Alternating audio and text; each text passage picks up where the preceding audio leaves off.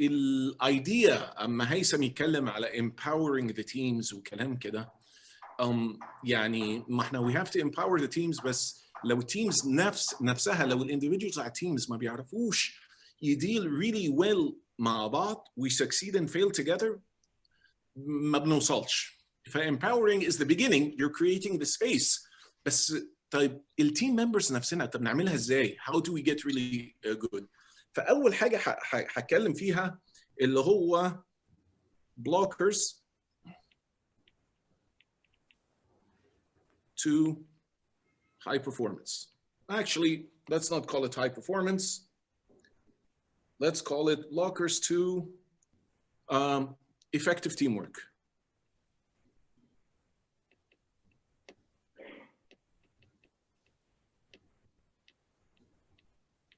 أول حاجة في البلوكرز دي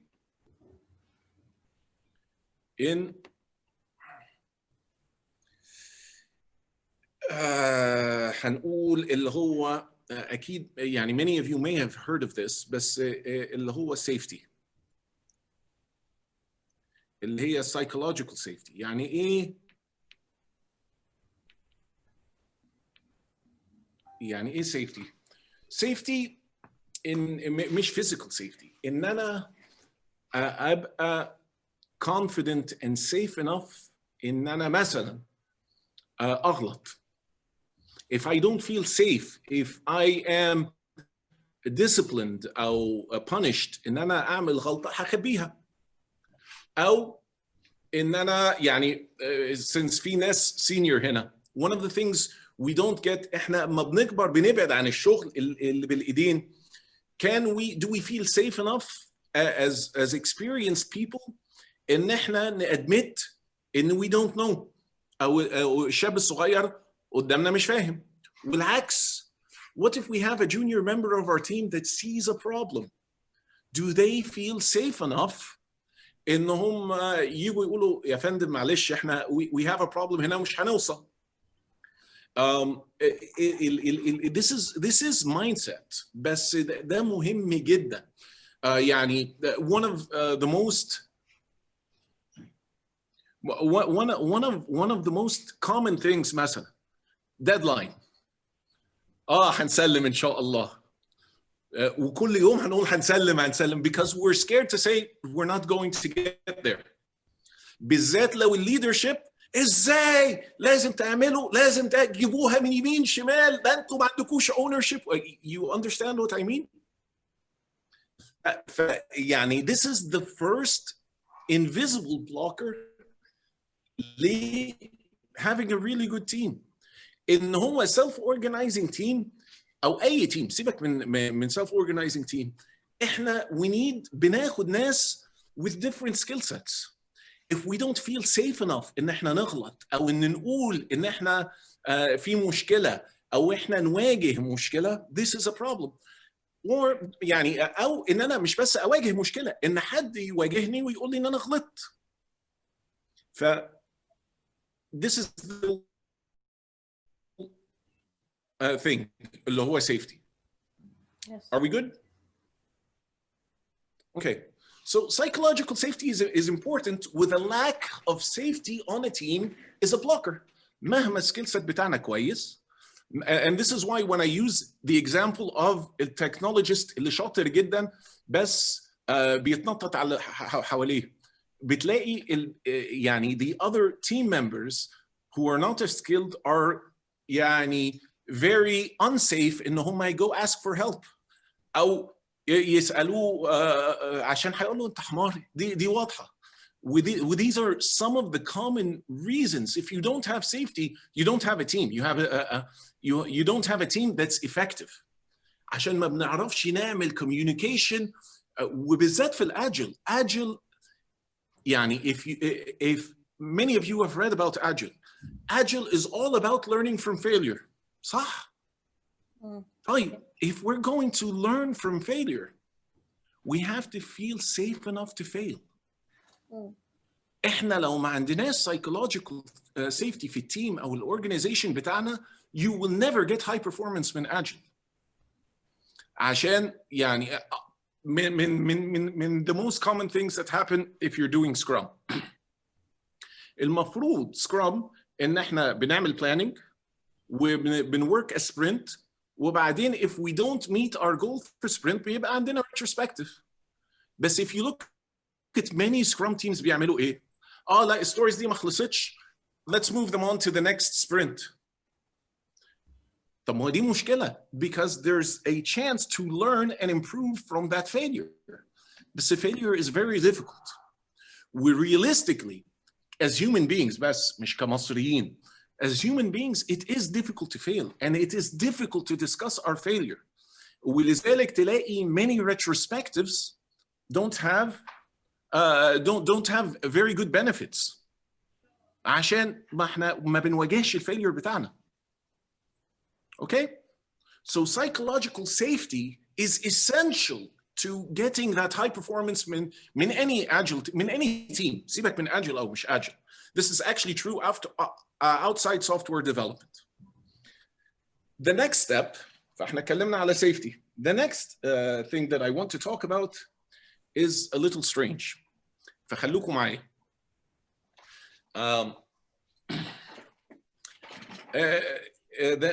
The next thing that we're going to talk about is called way of being. To describe the way of being, one of the ways I'll talk about it إن إحنا دايما في العربي في الإنجليزي across cultures, most cultures عندهم saying it's not what you do it's not what you say that's important, it's what you do. يعني أهم حاجة مش كلامك مش مهم الكلام الحلو أو الوحش بتعمل إيه what you do. The way of being بيقول لك it's not what you say that's important and even it's not what you do that is important. معايا؟ طيب if it's not what I say and it's not what I do, what is it?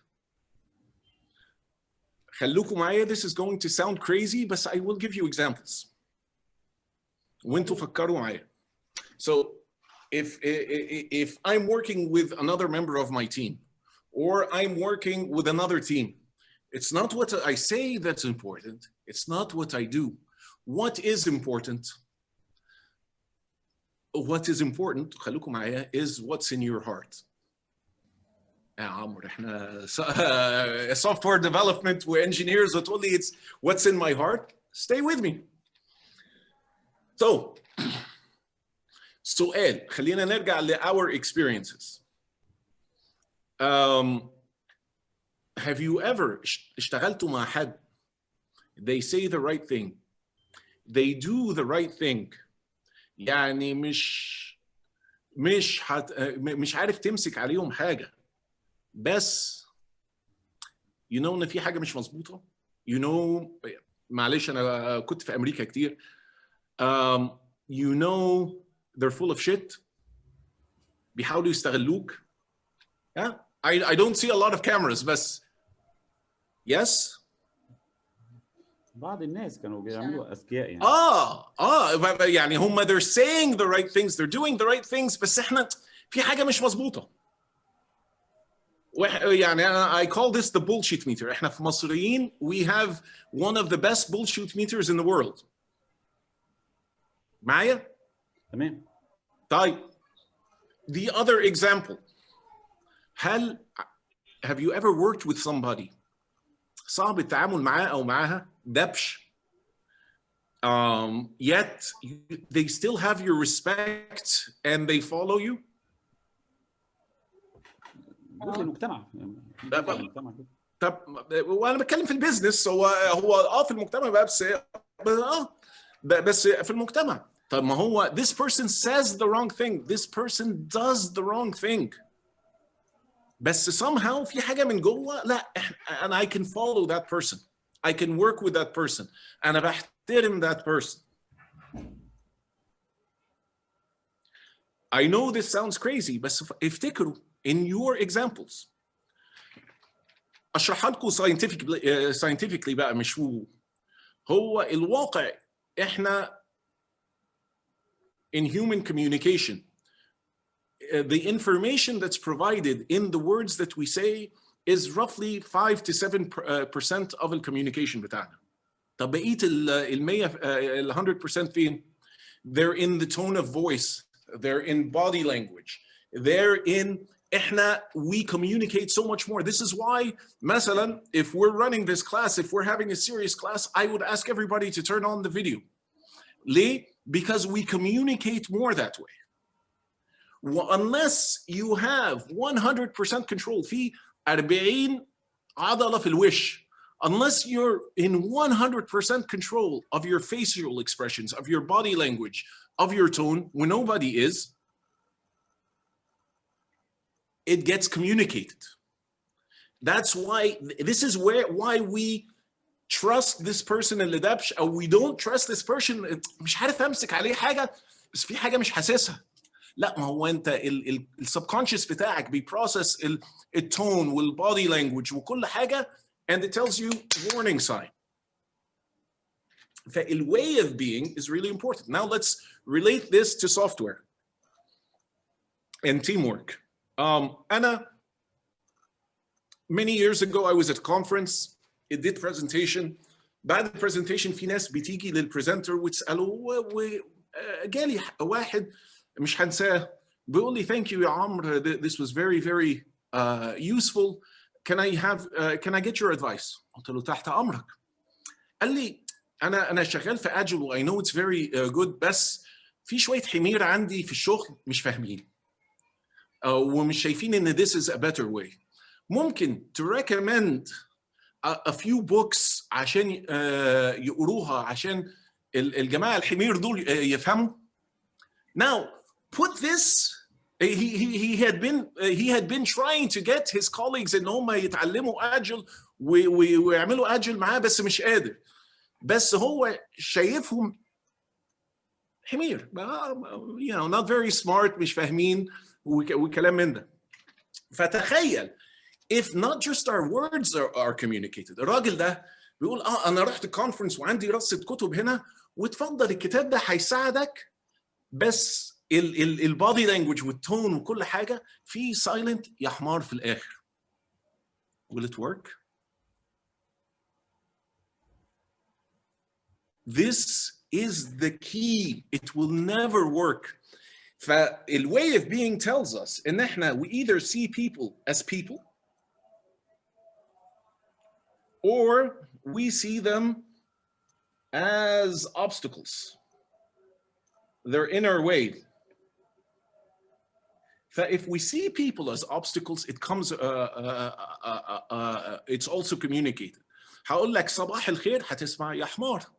أو if I see you as a person, هقول صباح الخير وهتسمع احترامي ليك. It affects our way of working.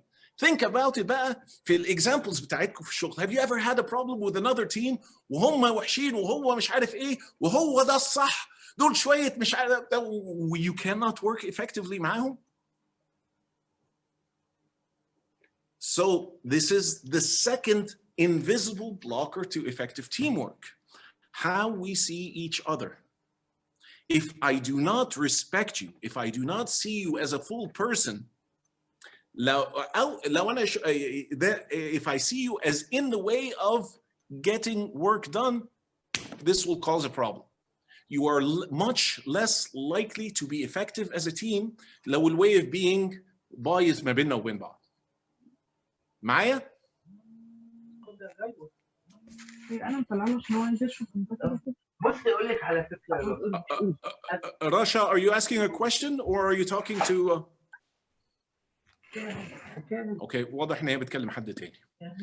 طيب انا عندي سؤال هنا. اغسل لك الطبق الاخضر ده. Can you mute رشا بس عشان نسمع منى؟ اتفضلي يا بسمة. باسمة؟ بسمة؟ باسمة. اتفضلي يا باسمة. تمام.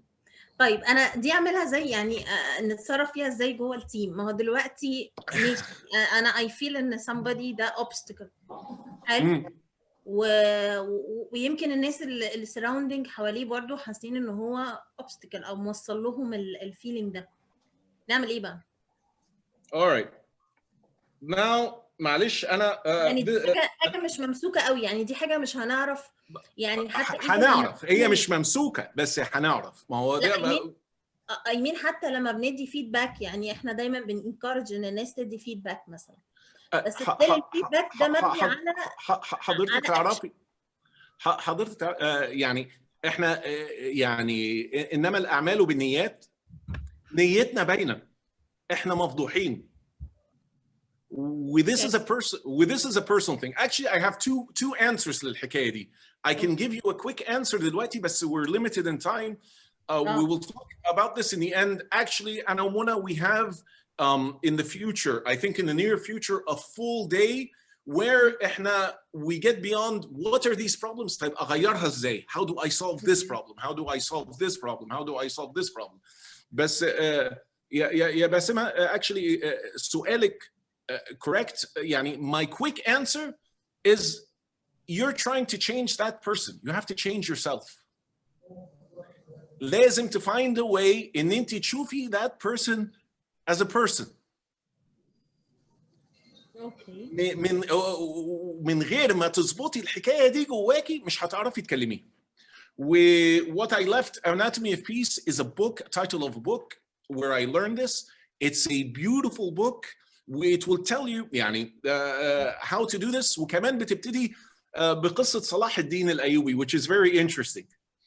And then دخل الحرب في الواي اوف بينج وكده. It's a really good book. Okay. واحنا بعد ما نخلص منى we'll send this my notes out as PDF عشان تبقى عندكم. تمام. هو الحته دي بسمة يعني هي مش بتبقى سهله وفعلا هي مش ممسوكه، بس اول حد تشتغلي عليه زي ما كان عمرو بيقول نفسك قبل حتى ما تشوفي بقيه التيم باصص له از اوبستكل ولا لا. انت اشتغلي على نفسك مع الشخص ده. طب انا شايفاه اوبستكل ليه؟ طب ازاي اشوفه از ا بيرسون؟ طيب انا ممكن اعمل ايه مع نفسي؟ شويه امباثي، ازاي ان انا اتعاطف معاه، اقعد اسمع منه قبل ما اديله فيدباك. بس انا بالنسبه لي انا عندي يعني مش قاعده، بس انا بحاول حاجه اطبقها، ان انا مش هعرف اقعد ادي لحد فيدباك او اخد منه اوتبوت وانا شايفاه اوبستكل. ممكن اجل القعده، ممكن ان انا اشوف حد تاني حاسه ان هو يعني متقبل اكتر يتعامل مع الشخص ده واخليه. بس الحته دي مهمه قوي. لو انت قاعده معاه وشايفاه يا حمار ما تقعديش يعني معاه. ساعات بنحاول نتفادى ده. بس مهم ان احنا نشتغل فعلا على نفسنا. طب انا ازاي اشوفه حاجه تانية؟ ممكن ساعات كتير لما بنقعد ونسمع منه بتبداي تشوفي حاجات. لما بتقعدي تسمعي مش تتكلمي في المشكله، اقعدي اسمعي معاه عادي او نتعرف عليه بشكل شخصي. الحاجات دي كلها it helps. واول حد لازم تساعديه هو نفسك. This is a personal thing. There are about 5 or 6 patterns we have for each of these. يعني اتكلمت على psychological safety الأول. طيب how do I make myself feel safe? There are patterns that we can use to make ourselves feel safe. خدوا بالكم safety برضو is in our head. يعني في ناس that feel safe running into a burning building. لو أنا واحد بتاع مطافي وعندي training وكلام كده هدخل البيلدينج. وفي ناس اصلا بتخاف تعدي الشارع. فيعني these are all كل الحاجات اللي انا هتكلم عليها النهارده كلها invisible things in our head. The key is how do I deal with them. فيعني safety we have some patterns and you can find more. We'll have some books that we can recommend. The way of being حاجة تانية. بس the first thing with the goal of ساعتين مع بعض النهارده ان احنا نسي الامبيدمنتس دول. just by being aware of them ونديهم اسم هنعرف understand our problems اكتر. مش this is the first step ان احنا نsolve a problem, ان احنا اساسا نشوف المشكله. اوكي انا بعد اذنك يعني I don't have the time ان انا go deeply في how to solve these. Okay? So 2 models so far: psychological safety, way of being. معايا؟ next model اسمه responsibility. Hold on, I have to ما ينفعش اسند على السكرين وانا بكتب. اجرب تاني. responsibility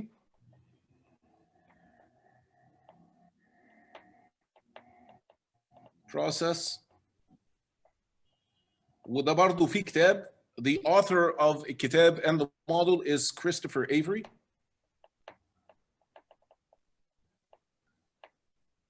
كتاب اسمه responsibility process. اسمه the responsibility process. The author is Christopher Avery. Let me tell you about the model. كالعادة I will give you an example وبعدين هربطه للsoftware development.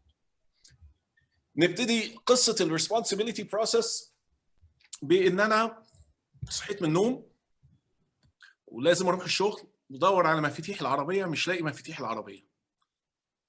مفاتيح فين؟ أبص فوق، أبص تحت، مش لاقي المفاتيح. What's the first thing we usually do as human beings؟ في حد هنا متجوز؟ يا جماعة متجوزين أما تلاقوش المفاتيح. What's the first thing you do؟ بس مراتي. يا حبيبتي المفاتيح فين؟ واللي ساكن مع ماما وبابا؟ ماما. ماما المفاتيح فين يا ماما؟ This is universal على فكرة. ده في الصين، ده في الصين، في الهند، في أوروبا، في أمريكا، وديفنتلي في مصر.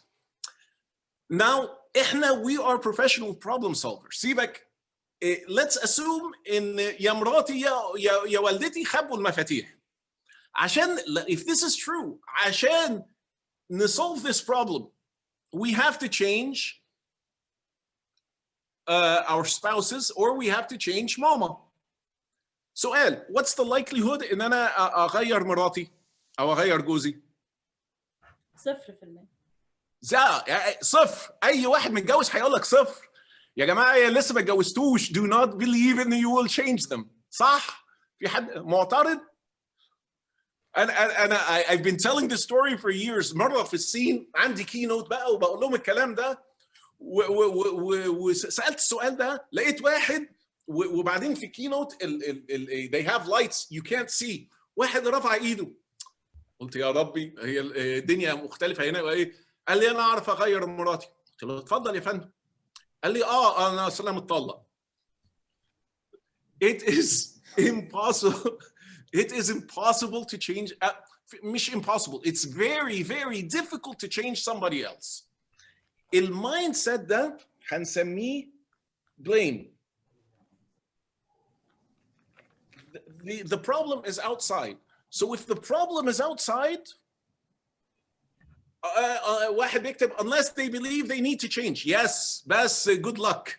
It's very very difficult to change somebody else. Almost impossible. يعني this is really important in software or in teamwork. إن أنا عندي مشكلة. لو عندي مشكلة, if it's somebody else's fault, I have to change that other person on the team. I have to change that other team. Good luck. يعني our capability of changing others is very small. ماشي. أنا اكتشفت إن مراتي ما خبتش المفاتيح. بس تعرفوا امبارح الدنيا كانت بتشتي بتمطر والشوارع عندنا مطينة وأنا داخل ما كنتش عايز أطين الدنيا عشان كده أنا حطيت المفاتيح في in the wrong place عشان أنا بس كنت مركز عشان ما وسخش الدنيا. It's still not my fault. So let's assume إن المشكلة إن الشوارع مصر مش نظيفة أو إن الدنيا كانت بتشتي امبارح. عشان نحل المشكلة لازم ننظف شوارع مصر. Same question. How likely is it إن ننظف شوارع مصر؟ 0%. معايا؟ Let's change Egypt's streets. يعني I think هنغير ماما قبل ما ننظف شوارع مصر. -%. فالمايند سيت ده هنسميه justify. هو justify و blame شبه بعض. الفرق ما بينهم in blame I'm blaming an individual و justify I'm blaming an entity.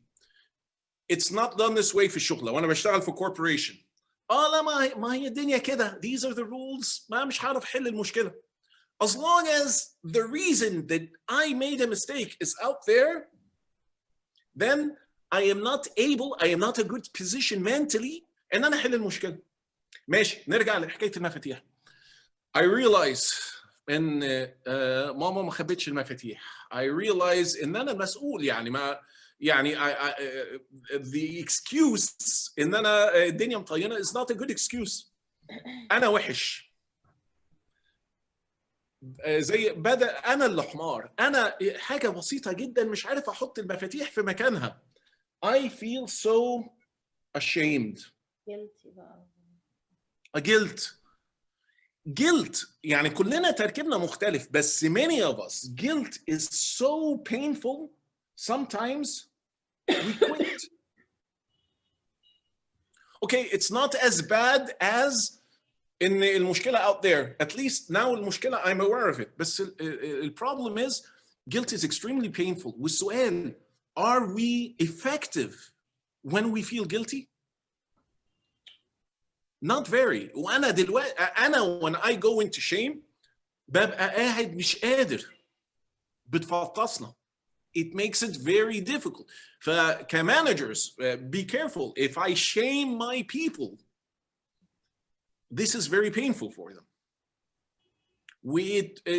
It's not being a nice guy. خد بالك كل الحاجات دي we can see it as إن الواحد يبقى ethical وكلام من ده كلام جميل وكل الكلام ده، بس إحنا بنتكلم على effective teamwork.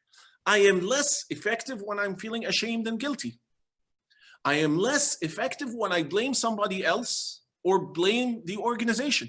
معايا؟ This is all about effectiveness and the ability to solve a problem. Okay, the next step بقى مش هعرف أكمل في حكاية المفاتيح. بس the next step أنا اتعلمت الكلام ده من Christopher Avery when he told it to us. Whoops, sorry. When Christopher told us about this, كان عمل إيه؟ كريستوفر كان أياميها ساكن في تكساس وعنده بيت بجنينة، وابنه كان عنده تقريبا 12 سنة. جاله on Monday morning قال له يا ابني أنا عايزك to cut the grass، عايزك to mow the lawn على آخر الأسبوع. قال له حاضر. طبعا الأسبوع جه آخر الأسبوع يوم الجمعة، قاعدين هيتعشوا مع بعض. الولد جاي، أبوه قال له أنت رايح فين يا ابني؟ قال لي رايح فين؟ جاي آكل، جعان. قال له did you mow the lawn؟ قال له لا. قال له ما فيش اكل الا ما تعمل اللي انت عايزه. الولد طلع يجري وبعد 10 دقائق رجع. خلاص I mowed the lawn and I قاعد ياكل.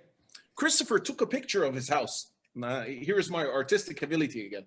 Here's Christopher's house. There's grass all over. وكان في سلم مايل على الولد. Do you think إنه هو حرك السلم عشان you do a good job we mow the grass? He did not. يعني because المايندسيت بتاعه كان the next mindset that we're talking about. المايندسيت بتاعه كان بنسميه obligation. You know you are an obligation when you have to do something انت مش مقتنع بيها. ده اللي بنسميه شغل موظفين. Now again, this isn't about ethics, but how good of a job do we do when we're working out of obligation? We do a very bad job. أنا for those of you who might know me, أنا يعني في Agile بقالي كتير I really care about the technical practices of Agile test-driven development وكده. Test-driven development, لو أنا كتبت unit test in obligation, they don't give me any value. أنا actually مرة شفت شركة because I do some consulting. بصيت فتحت اليونت تيست بتاعتهم لقيتها كلها فاضية. They have 1,000 green unit tests, none of them do anything. خلص نفسك. This is the danger of obligation. كل ده شد خط. All of these are mindsets. All of these are ineffective mindsets. The most effective mindset هنسميه ownership. And in ownership, I choose to do something. This is one of the reasons, actually, self-organizing teams, when they work well, a high percentage of the self-organization live in ownership or responsibility, not in obligation. فكروا فيها. بالذات كmanagers, there is a danger. I'm not telling you don't force anything on people. I'm saying be aware of the price. أنا لما manager أفرض على حد يعمل حاجة, there is a very good chance, بالذات لو هو مش مقتنع أو مش شايفها, they will be in obligation. You see it in examples في software. إن أنا أصلح bug ونطلع bug هناك. وبعدين أصلح البug هنا ويطلع bug هنا. The person is not actually, they're doing it because they have to, not because they choose to. Our ability to do a good job is very, very tied to our mindset. With somebody working in ownership is extremely more effective than somebody working in shame or obligation or justify or blame. Maya? All right. Now, one warning. All of these models, بس بالذات the responsibility process model, is an individual model. When you leave here, if you find any value في الحاجات دي and you pick up the books, please do it for yourself first. It is very, very, very dangerous ان انا اتعلم الresponsibility process model بالذات للجماعه اللي متجوزين ويرجعوا البيت ويبتدوا يقول لمراته او تقول لجوزها you're in blame here. It will blow up. When I give this warning every time, and every time at least one person ignores my warning, it's very funny, but it's not pleasant. ماشي? So we've got high performance teams, and we have several blockers to having very effective high performance teams. One of them is psychological safety. One of them is the way of being. One of them is the responsibility process model. When there's a problem, where are you? Are you blaming somebody else? وبعدين هم they're not يعني independent. Anna, if I'm in blame, where do you think my way of being is? تاني السؤال. لو أنا وهيثم شغالين مع بعض وأنا I'm blaming هيثم, the way of being بتاعي تجاه هيثم هيبقى فين most probably? obstacle. by definition. فدول يعني بيخبطوا في بعض. They're interrelated. They're not independent models. Okay? فاحنا اتكلمنا على lack of safety being a blocker, lack of way of being or seeing people as obstacles as a blocker, lack of ownership as a blocker. وبعدين في one more thing هنقولها كبlocker. Okay? وبعدين we'll put this all together.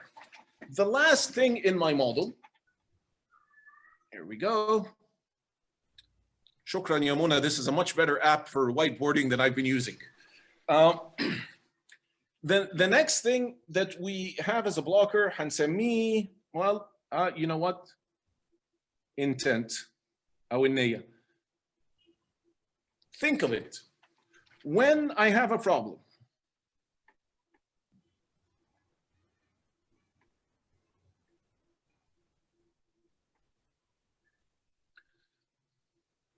لو أنا ومنى شغالين مع بعض وفي we have a problem.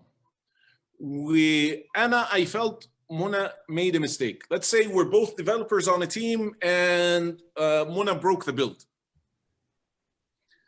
حاجة أكلم منى في الحكاية دي. 9 times out of 10, most of us describe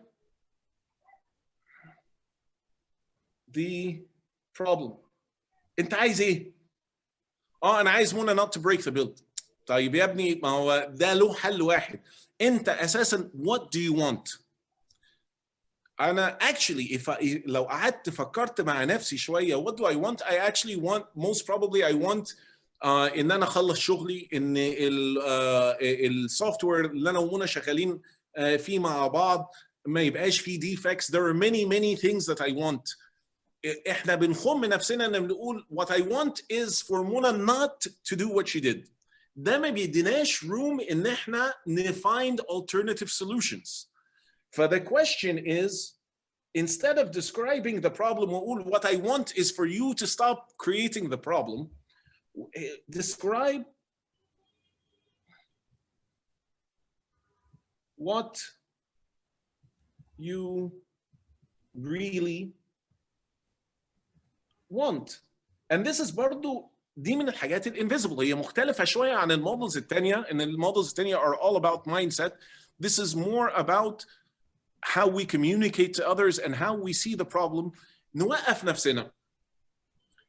طب قبل ما اقعد اتكلم مع حد، طب انا عايز ايه؟ طب احنا عايزين ايه؟ And it probably, if we're clear about the goals زي يومنا ما قالت وكلام كده، or يعني it probably should relate to the goals somehow. These are the, these are كده the invisible blockers to very effective teams.